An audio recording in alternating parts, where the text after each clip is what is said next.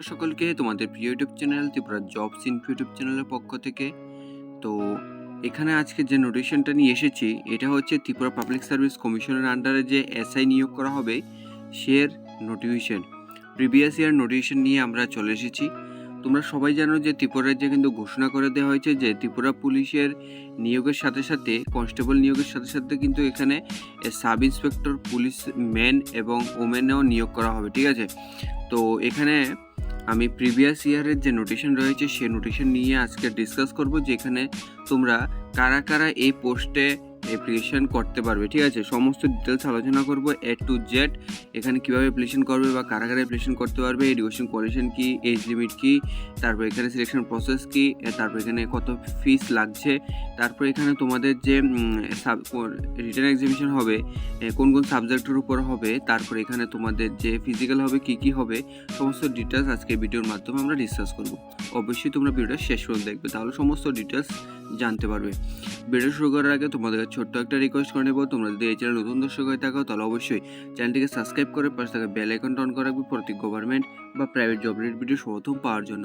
তো চলুন বন্ধুরা আমরা ভিডিওটা শুরু করি। এখানে তোমরা দেখতে পাচ্ছ 2020-21 কিন্তু এই নোটিফিকেশনটা, ঠিক আছে, যেটা ত্রিপুরা পাবলিক সার্ভিস কমিশনের আন্ডার থেকে ডাউনলোড করা হয়েছে।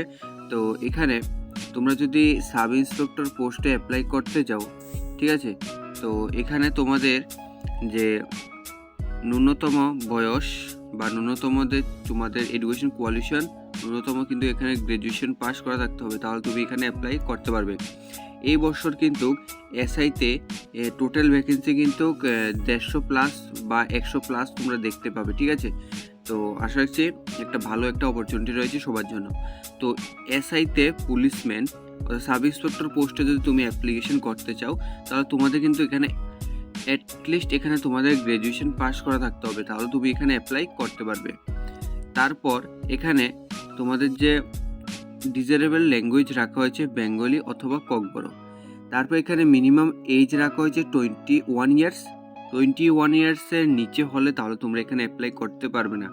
যারা এখানে 18+, 19+, 20+, 20+ রয়েছ, ঠিক আছে, এজ, তারা এখানে অ্যাপ্লাই করতে পারবে না। তোমাদের এখানে মিনিমাম 21 বছর হতে হবে, তাহলে তুমি এখানে অ্যাপ্লাই করতে পারবে। এবং ম্যাক্সিমাম এখানে 28 বছর অবধি অ্যাপ্লাই করতে পারবে জেনারেল ওবিসি ক্যান্ডিডেটরা, ঠিক আছে।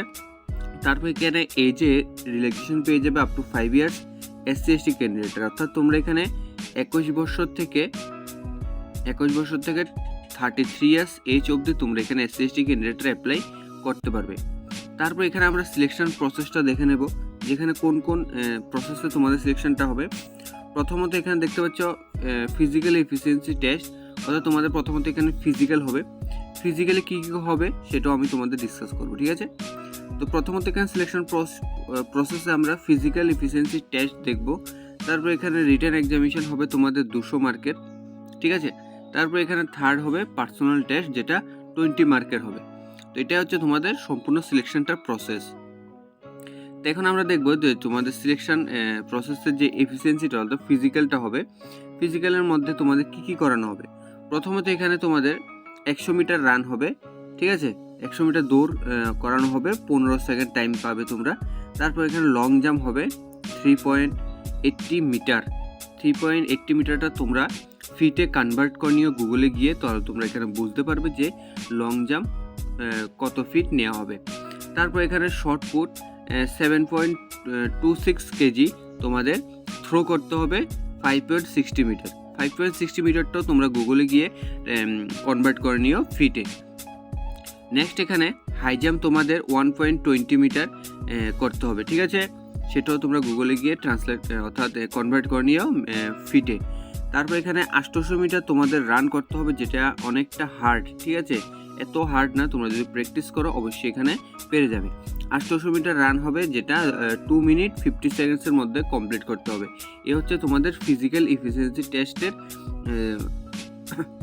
কী কী করানো হবে। সাথে এখানে ফিজিক্যাল মেজারমেন্টের মধ্যে তোমাদের এখানে হাইট রাখা হয়েছে মেনদের জন্য, ঠিক আছে, ওমেনদের জন্য এখনও কিছু রাখা হয়নি। যখন নোটিশন আসবে তখন তোমরা দেখতে পাবে। মেনদের এখানে হাইট রাখা হয়েছে 168 সেন্টিমিটার, এটা জেনারেল ক্যান্ডিডেট এবং SC ক্যান্ডিডেটদের জন্য, ঠিক আছে। এবং এসটি ক্যান্ডিডেটের জন্য 5 সেন্টিমিটার রিল্যাক্সেশন ছাড় দেওয়া রয়েছে, তো তোমাদের 163 সেন্টিমিটার হতে হবে। এবং চেস্ট এখানে 79 থেকে 84 অবধি রাখা হয়েছে, ঠিক আছে। ওয়েট তোমরা এখানে বডি ম্যাস ইন্ডেক্সের মাধ্যমে মাপা হবে, সেটা তোমাদের, ঠিক আছে, এভাবে বিএমআই হিসেবে মাপা হবে। তো বিএমআইটা কীভাবে বার করা হয় সেটা তোমরা যদি গুগলে ইউটিউবে গিয়ে সার্চ করো, তাহলে তোমরা এখানে দেখতে পাবে যে বডি মাস ইন্ডেক্সটা কীভাবে বার করতে হয়। তারপর এখানে নিচের দিকে স্ক্রল ডাউন করলে আমরা এখানে দেখতে পাবো যে তোমাদের যে রিটেন এক্সামিনেশন হবে সেটা কিন্তু 200 মার্কের এক্সাম হবে, ঠিক আছে। 20 মার্কের তোমাদের পার্সোনাল টেস্ট হবে। তো তোমাদের পেপার 1 এবং পেপার 2 দুইটা পেপারের মাধ্যমে তোমাদের কিন্তু এক্সাম হবে। পেপার 1-এ তোমরা সাবজেক্টগুলো দেখতে পাচ্ছ যে কম্প্রিহেনশন টেস্ট থেকে তোমাদের 20 মার্কের এক্সাম, 20 মার্কের কোশ্চেন আসবে। ইংলিশ গ্রামার থেকে 20 মার্কের কোশ্চেন আসবে।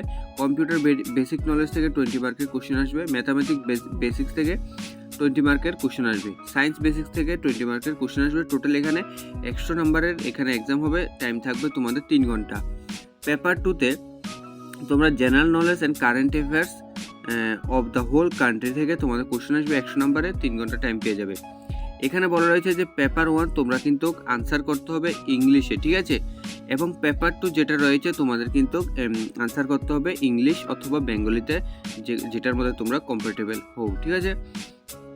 তো নেক্সট আমরা এখানে দেখব যে তোমাদের কি রয়েছে। এখানে তোমাদের অ্যাপ্লিকেশন ফিটা আমি দেখে নেব একবার।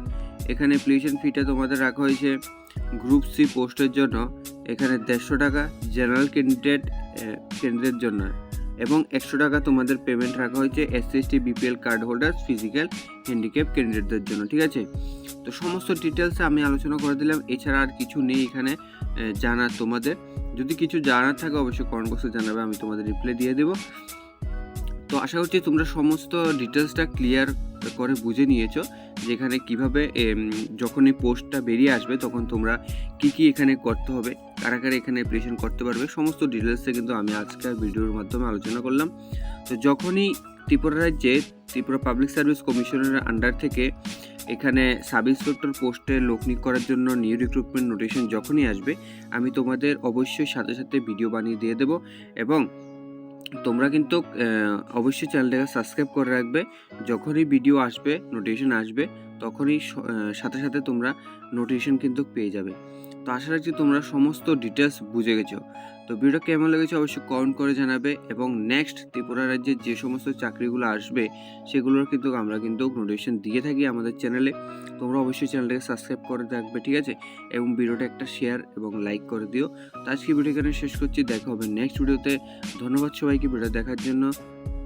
Bye bye guys.